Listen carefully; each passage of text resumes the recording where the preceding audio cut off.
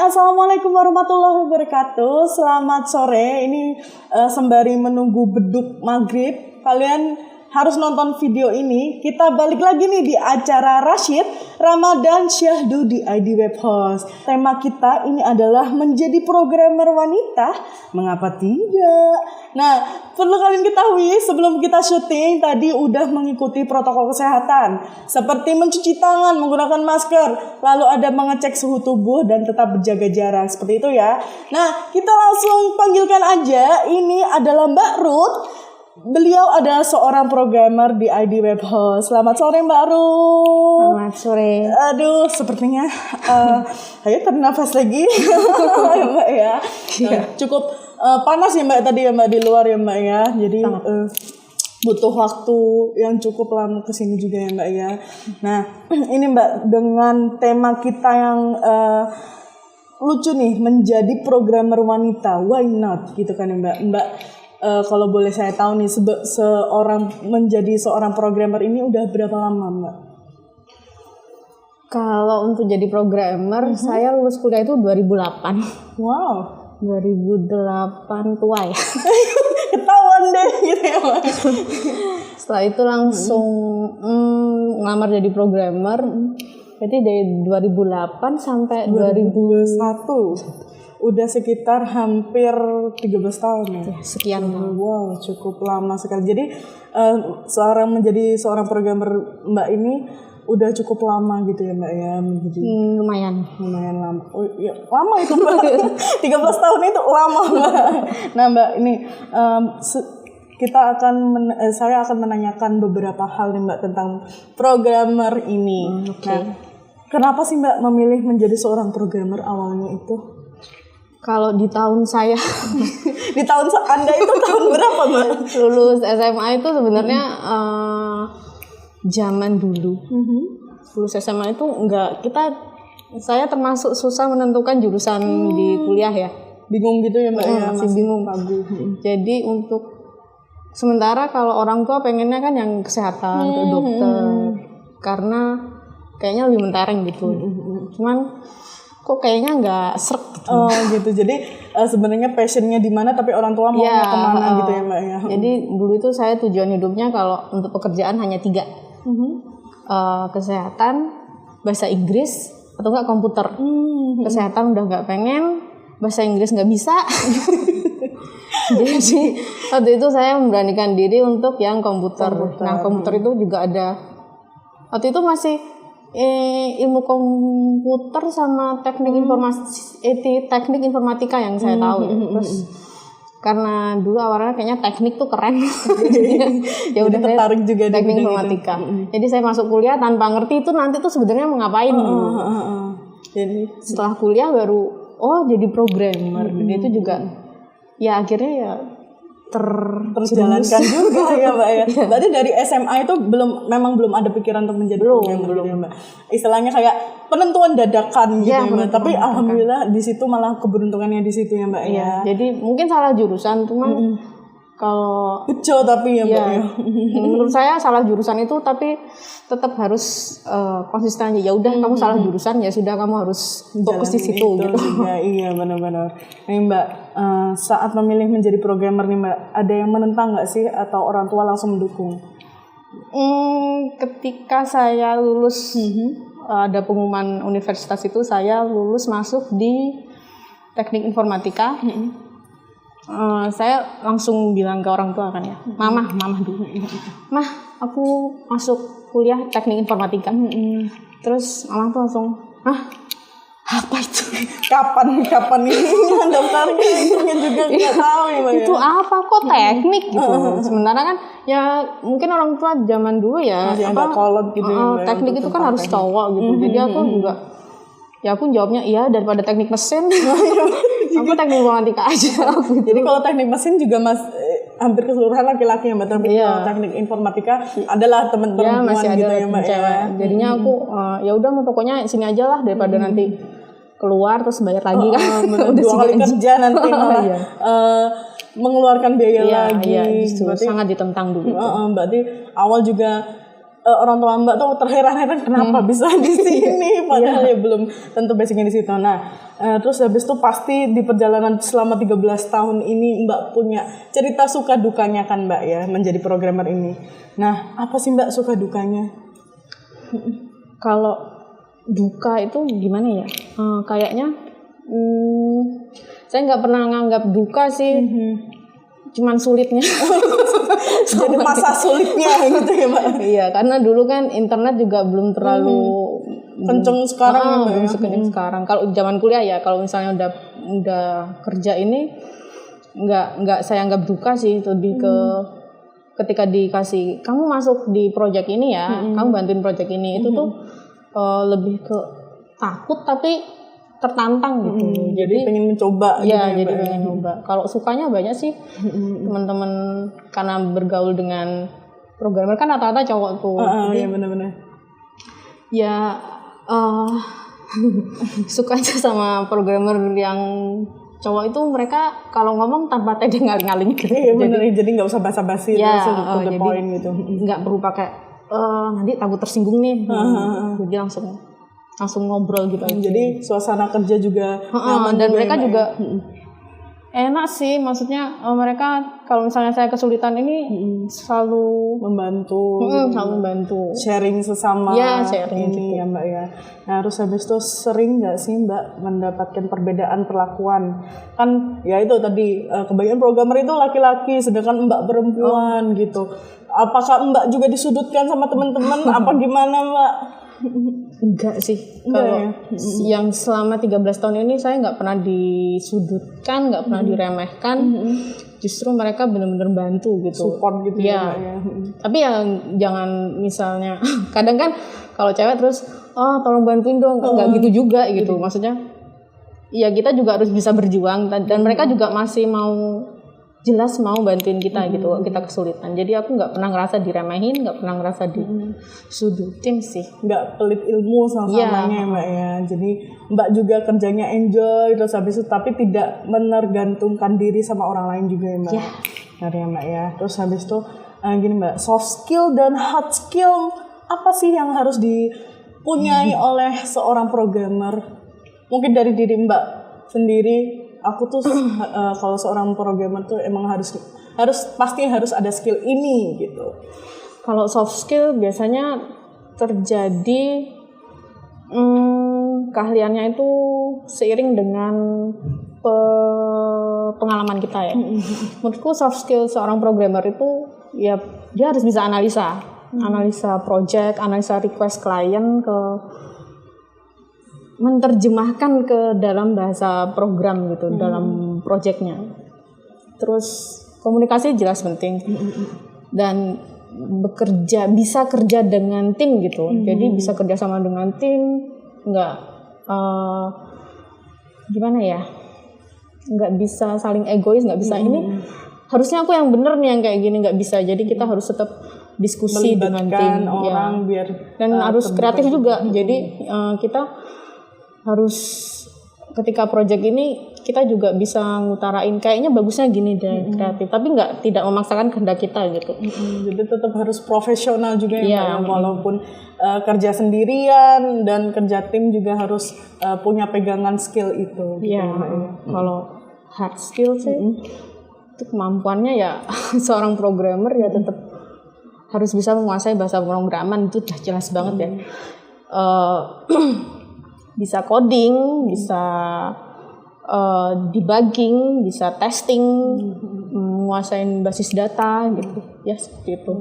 To be honest, masih agak asing saya itu dengan bahasa-bahasa itu ya Mbak ya. Terus gini Mbak, sebagai programmer nih harus menguasai berapa program sih minimal, kayak misalnya aku baru mau merintis menjadi programmer. Nah, sebaiknya punya programmer apa sih yang basic dulu deh untuk belajar gitu. Kalau sebenarnya kalau dari kuliah ya kita itu, saya nggak tahu ini kelemahan atau kelebihan di kuliah ya. Kalau zaman saya ya, itu dulu semua dipelajari gitu bahasa pemrogramannya dari C++, dari Java, tapi itu nggak terlalu mendalam gitu. Jadi mungkin kalau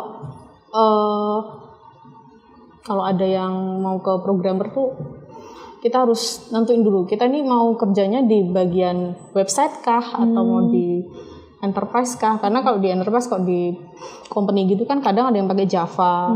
Kalau yang untuk misalnya company-nya lebih ke website itu kita belajarnya PHP. Jadi jangan apa itu PHP Mbak? Memberi harapan palsu? Oh, bukan.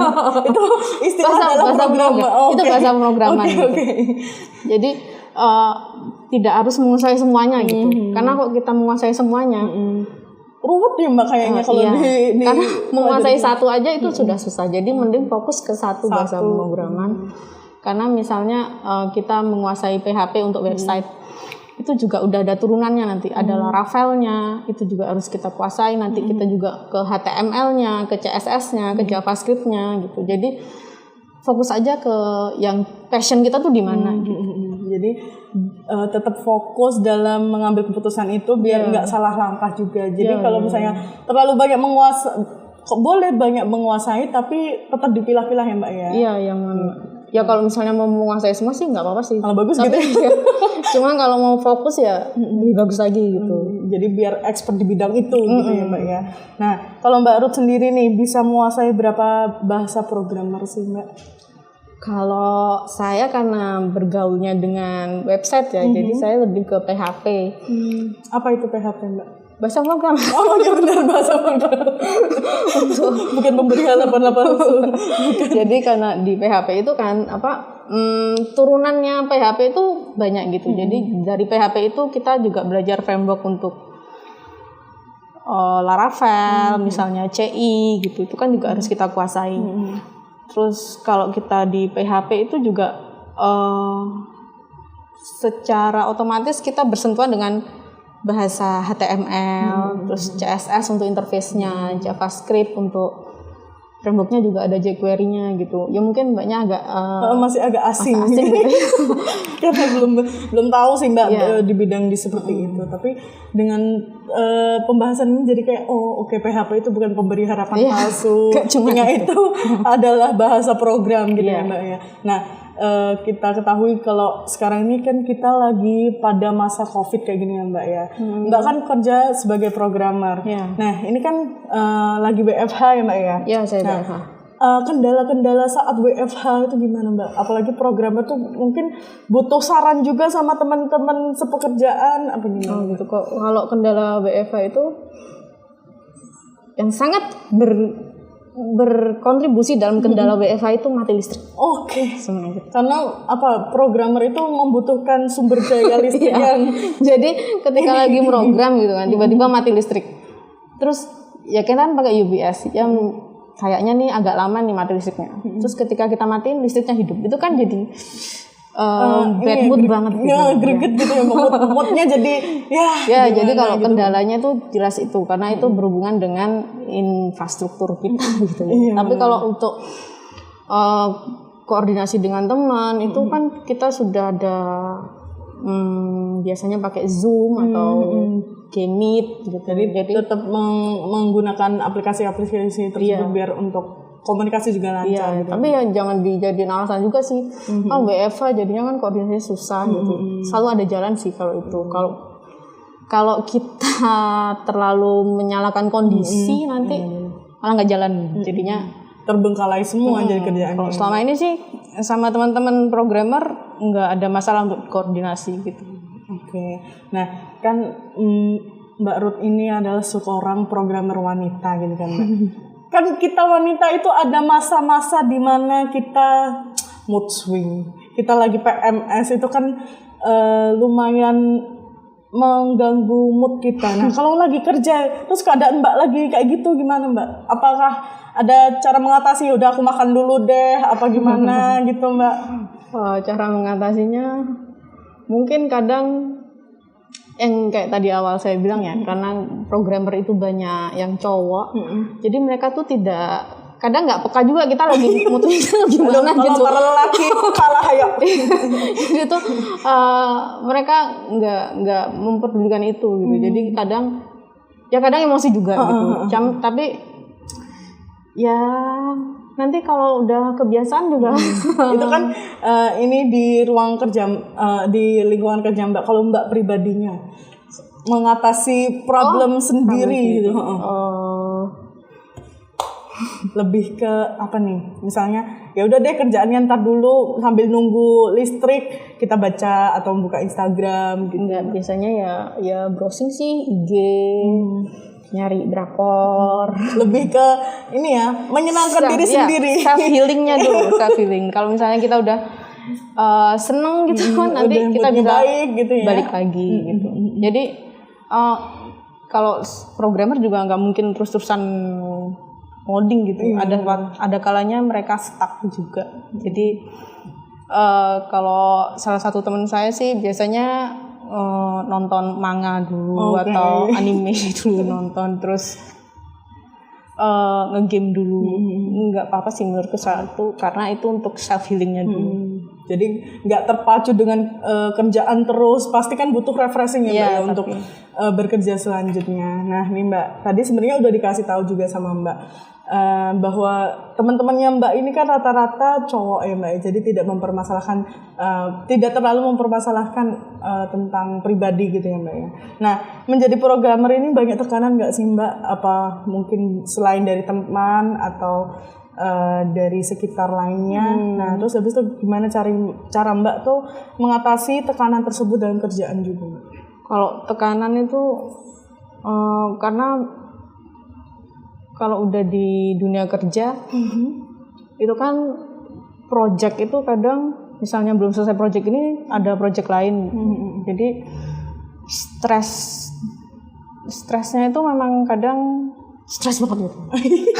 Sampai segitunya Mbak, berarti memang penuh. Ya kadang ya? gitu, kadang tuh ini kerja yang mana dulu gitu. Jadi kalau apalagi kalau misalnya kita lagi ada masalah atau apa gitu kan, mau namanya cewek kadang profesionalnya tuh kadang kalau misalnya udah ada masalah di luar terus ada kerjaan kayak gitu kan gitu ya.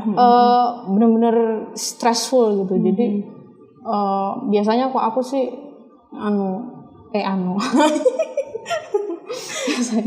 biasanya sih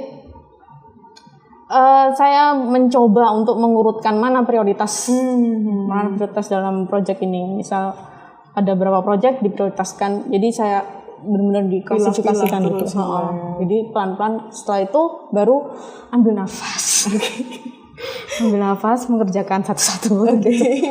Jadi biar tetap terpilah-pilah, biar nggak terlalu jadi beban juga ya Mbak saat kerja ya Mbak.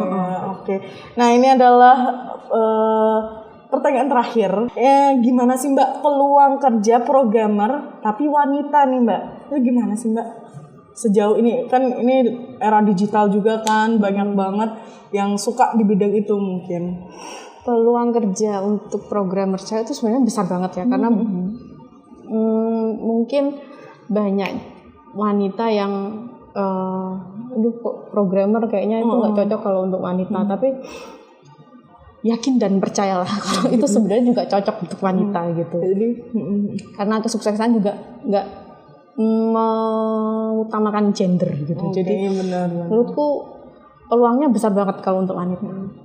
Berarti sering-sering cari kerjaan juga ya Mbak ya, nggak cuman mengandalkan jalur belakang, tapi sebenarnya skill menjadi programmer ini cukup banyak diminati oleh perusahaan-perusahaan ya Mbak ya. Jadi nggak mengenal gender juga, mau cewek apa cowok. Sebenarnya kerjaan sekarang tuh udah tidak mengenal gender juga nggak sih Mbak? Apa aja yang sebenarnya cowok lakukan dan cewek lakukan di bidangnya itu bisa banget ya Mbak ya. Iya. Gitu. Apalagi kan zaman digital kan. Apa-apa serba maju. Tergantung diri kita sendiri ya Mbak ya. Mau melakukan apa enggak. Oke, sekian gitu aja Mbak Ruth. Terima kasih menemani sore hari kita. Semoga ilmu-ilmu yang Mbak beri tadi bagi sahabat-sahabat ID Web House itu mengena banget. Oh ternyata programmer itu nggak cuma cowok, dan ternyata masih banyak lagi cerita yang memang tidak tidak melulu itu ya Mbak ya. Oke. Terima kasih Mbak Ruth. Sama-sama. Terima kasih buat kalian yang udah nonton video kita. Kalau kalian ketinggalan sama video-video kita sebelumnya, bisa swipe aja nih, scroll atau langsung aja lihat di YouTube kita, ID Web Host. Ada juga di IGTV kita, ID Web Host, dan Spotify, ID Web Host, dan media partner kita nih, Teknologi. Nah, jangan lupa juga untuk tinggalin jejak digital kalian dengan cara like, comment, subscribe, dan pokoknya follow semua yang kita sebutin tadi. Buat kalian bisa ngikutin nih apa aja yang kita post gitu. Barangkali emang kalian membutuhkan nih ilmu-ilmu dari kita. Terima kasih sebelumnya. Semoga kalian tetap sehat dan puasanya lancar. Wassalamualaikum warahmatullahi wabarakatuh. Bye.